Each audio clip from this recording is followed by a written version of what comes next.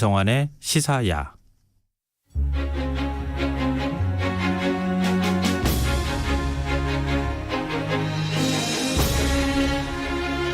우리나라에서 처음으로 한글 교과서를 쓴 사람이 한국인이 아니라 외국인이라는 사실 혹시 아십니까? 19세기 말 조선 근대 교육을 위해 초빙된 호머 헐버트라는 사람이 사민필지라고 하는 세계 지리서를 펴냈다고 하는데요.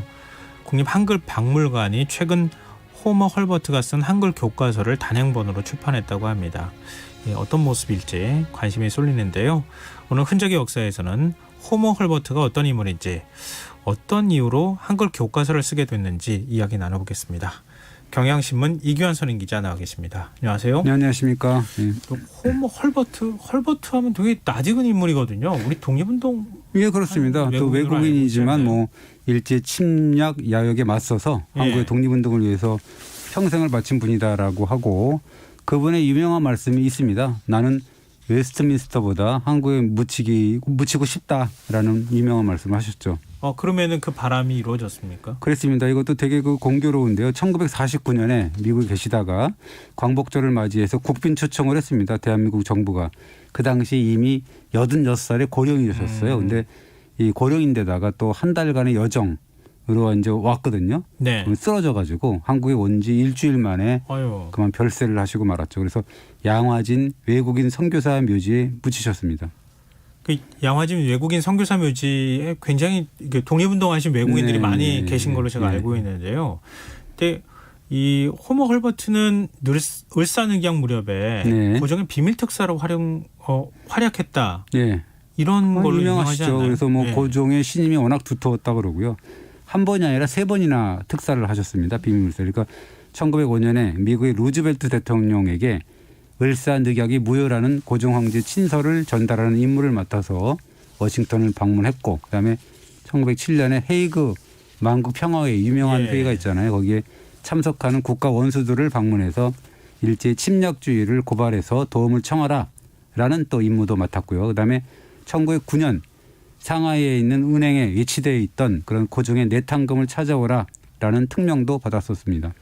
네, 우리 개화기 때 우리나라에 온 서양인들은 대부분 선교사였던 거죠. 선교사죠. 네. 그런데 이분은 선교사가 아니라 교육자 신분으로 온 사람이다. 그래서 지난번에 한번 말씀을 드린 적이 있는데 1886년에 고종이 영어 교육의 필요성을 절감해서 영어학교인 유경공원을 설립을 했는데요. 네네. 정부 차원에서 이제 미국하고 교섭을 해서 이게 초빙한 영어 교사 3명 중에 한 사람이 헐버트였죠.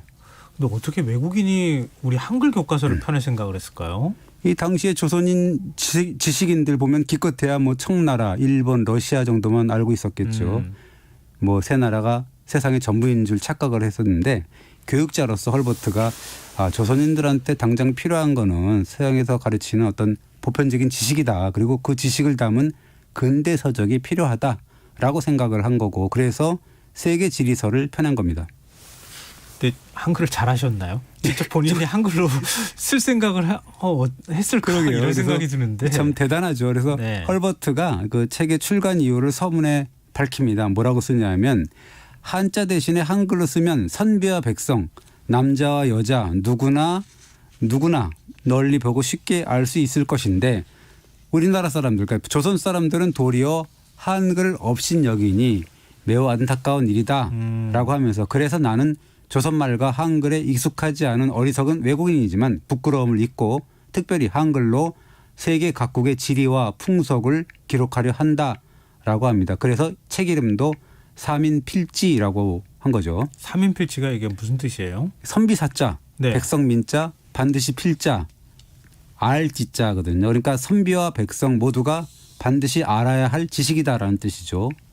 어떻게 보면 좀 훈민정음 서문 느낌이 나시죠? 그런 게 느낌이 나서 볼수록 세종대왕이 계승자 같은 느낌이 좀 드는데요.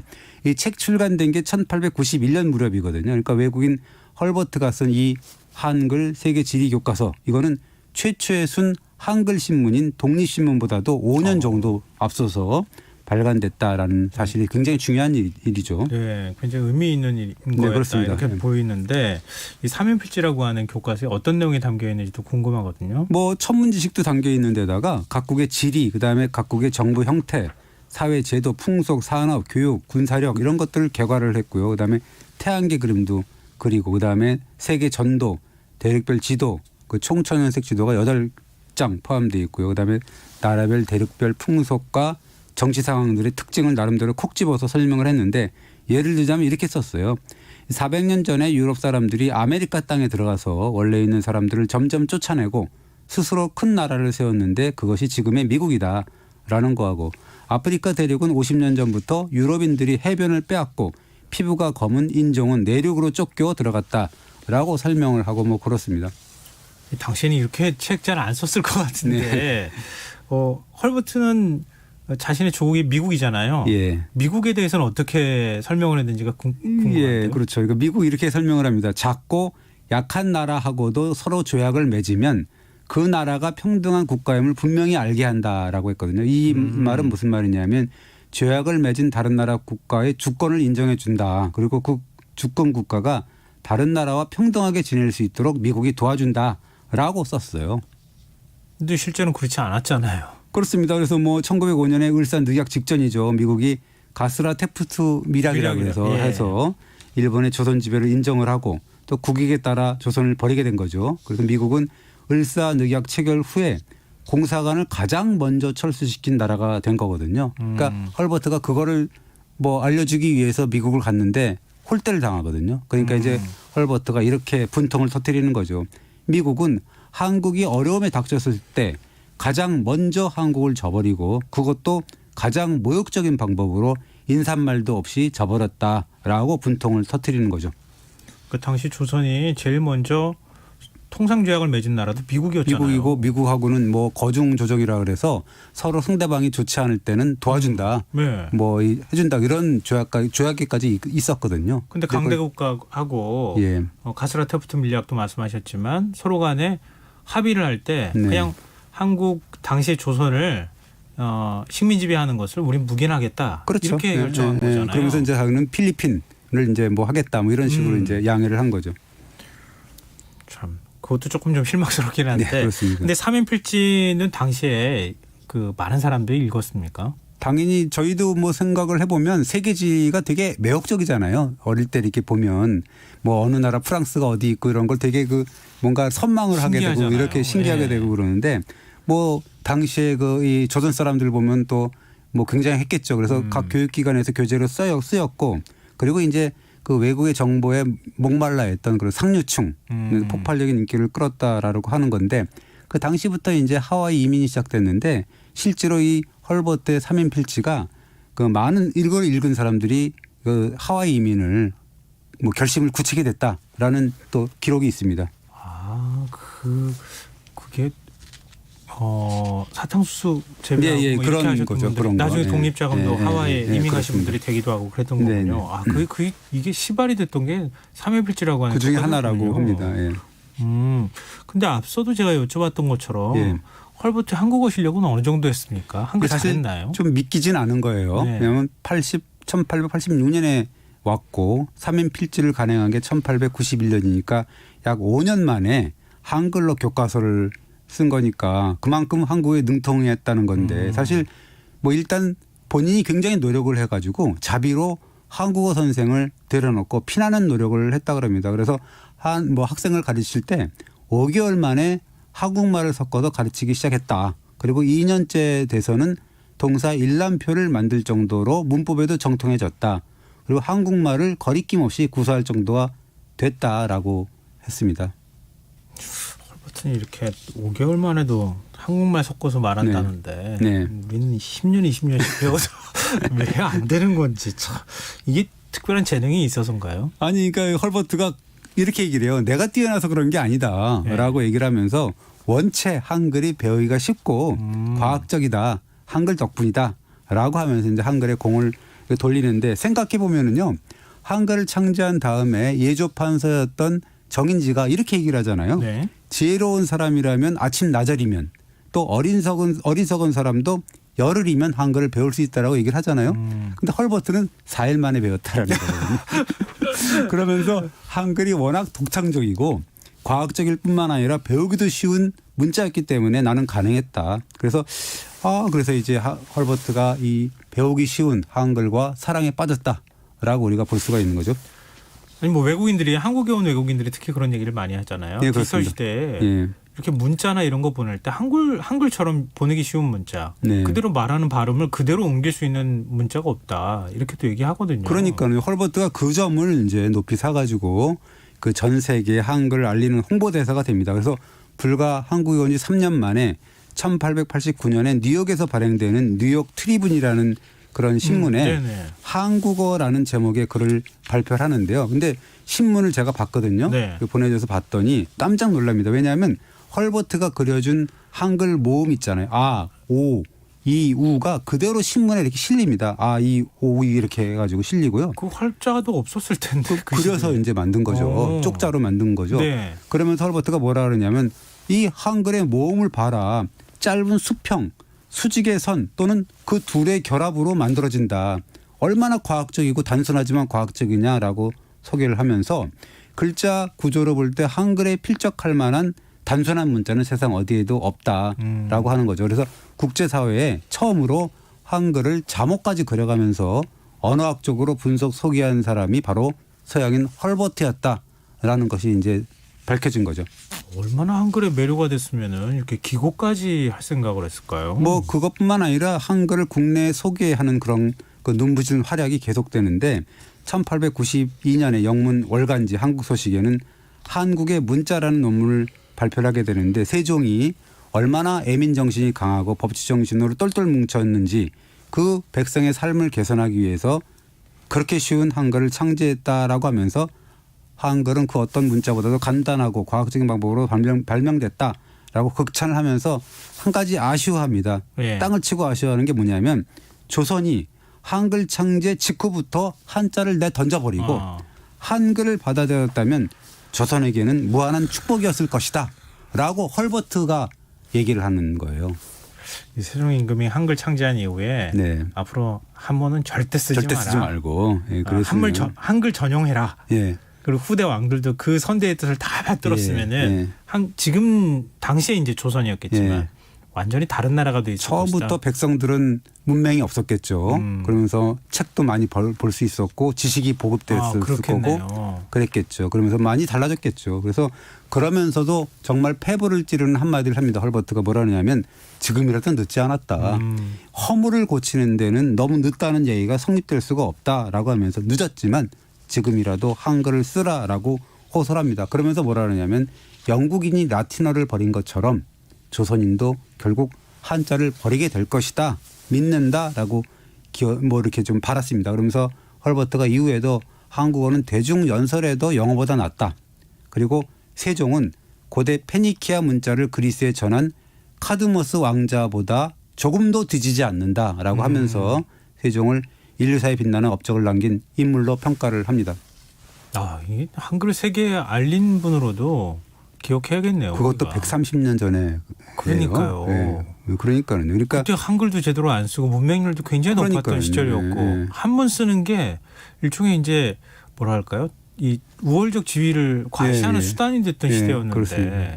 이 국제학술대회 단군 신화까지 소개를 하고요. 그다음에 한국 속담, 한국의 시를 발표하고 세상 어느 민족보다도 봄의 풋풋함을 한국인보다 더 만끽하지 못한다. 왜? 표현이 많으니까 한국어가. 그렇게 얘기를 하고서 그다음에 1896년에 이미 한국의 성악을 발표해서 당시 구전으로만 전해지던 아리랑을 사상 처음으로 또 서양 음계로 또 체보를 하고 뭐 그랬다 그럽니다. 이 아리랑을 서양 악보로 옮겼어요? 네, 직접? 그렇습니다. 사상 최초로 옮겼다라는 거고 하거든요. 그러면서 뭐라 그러냐면 아리랑은 한국인에게는 쌀과 같은 존재다라고 하면서 한국인의 음악적 재능을 소개를 했는데 한국인이 아리랑을 노래하면 워즈워스와 같은 시인이 된다. 조선인들은 즉흥곡의 명수가 된다라고 아주 찬양을 합니다. 아, 헐버트 업적 끝이 어디입니까? 그렇습니다. 그래서 헐버트 박사의 삶을 제가 공부를 하다 보니까 전체를 조명한다는 건 정말 족탈불급이다라고 이제 되게 한자를 써서 죄송한데 그야말로 역불급이다라고 할 수 있어서 저는 한글 박물관에서 이제 책이 3인 필지가 나왔기에 그 3인 필지와 관련된 한글과 주로 된 것만 뽑아서 말씀을 드리는 거고 네. 이 한글 분야 외에도 몇 가지 강조하고 싶은 대목이 좀 있어서 그 몇 가지만 소개를 하려 합니다. 어떤 얘기요? 그러니까 우리가 윌리엄 그리피스라는 동양 학자가 있어요. 아시죠? 아, 은둔의 나라. 예, 은둔의 나라. 예. 그것이 쓴 게 1882년에 은둔의 나라 저자지 않습니까? 예. 굉장히 유명한 분인데요. 네, 그렇습니다. 그런데 그러니까 이분의 책 그것이 19세기 한국의 모습을 묘사할 때 아주 금과 억조처럼 인용이 되는 건데 헐버트가 이 그리피스를 정말 맹비난을 하고 직격탄을 날리거든요. 뭐냐면 이거예요. 예. 그리피스가 도대체 단 한 번도 조선에 와보지도 않고 일본에 머물면서 조선 관련 책을 썼다라는 겁니다. 그러니까 일본 입장에서 한국을 바라봤다라는 거고 특히나 1902년에 그리피스가 미국 동부에서 발행되는 뉴 잉글랜드라는 잡지에 한국 관련 기고를 하면서 제목을 한국 난쟁이 제국이라고 한 것에 대해서 헐버트가 정말 분노를 했거든요. 한국인을 뭐 피그미로 난쟁이 이런 게 피그미죠. 예. 어떻게 이렇게 비교할 수가 있죠? 그러니까요. 이 미국에서 피그미라는 거는 물론 뭐 지금은 뭐 인종차별적인 발언이긴 네. 하지만 당시만 해도 아프리카에 외소한 흑인종을 가르치면서 뭔가 지능이 낮은 것 이런 이제 해석을 했는데 헐버트가 이제 반박글을 막 기고를 하고 그렇습니다. 이 그리피스의 기고문에 한국의 미개한 풍속을 담은 사진도 실렸다. 그래서 미국인이 이 기고문을 읽으면 한국인이 마치 미개하고 지능이 낮은 열등 민족으로 비춰질 것이 뻔하다라고 비판을 했습니다. 그러면서 헐버트는 이 그리피스가 이 책을 쓰면서 보면 백두산 천지의 수원지를 압록강이나 두만강이라고 했는데 거꾸로 아니냐. 말도 안 된다. 그리고 조선을 조센이라고 하고 백제를 샥시라고 표기하는 등에서 많은 인명과 지명을 일본식 발음으로 표기했다라고 비판을 했습니다. 그 일본인들이 한국 식민지배 하기 전에 한국의 풍속을 먼저 조사했다고 하잖아요. 그걸 보고 그리피스가 그렇게 아마도 그랬고 일본에서 앉아 있었으니까 그러니까 이제 이 헐버트가 그러는 거죠. 제발 좀 그리피스는 한국에 제발 좀 와보고 한국에서 좀 글을 쓰라라고 직격탄을 날리면서 또 하나는 뭐냐면 은둔의 나라라는 표현도 잘못됐다라는 거예요. 왜?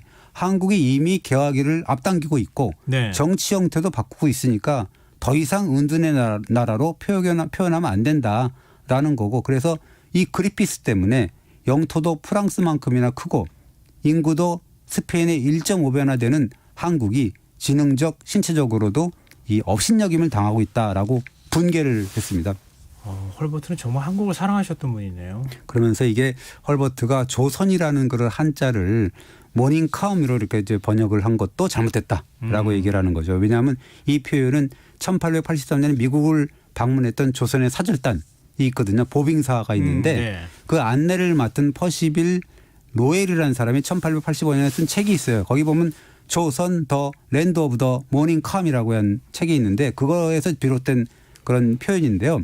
국호에 아침 조자가 들어가니까 모닝이라고 하고 뭐 이거는 괜찮다. 그런데 이 선자가 원래 밝다, 아름답다, 깨끗하다라는 뜻인데 왜 이거를 뜬금없이 조용하다는 뜻으로 컴을 했는지 모르겠다. 알 수가 없다.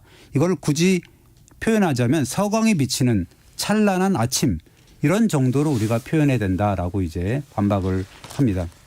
우리 앞으로 그린피스 그 은둔의 나라라고 하는 거 그거 인용하면 안 되겠는데요? 그렇습니다. 우리가 뭐 계속 그런 식으로 뭐 계속 그냥 그 기계적으로 인용을 하고 찬양을 하고 막 그렇게 되는 거죠. 그걸 120년 전에 이미 헐버트가 분통을 터뜨리고 있는 거죠.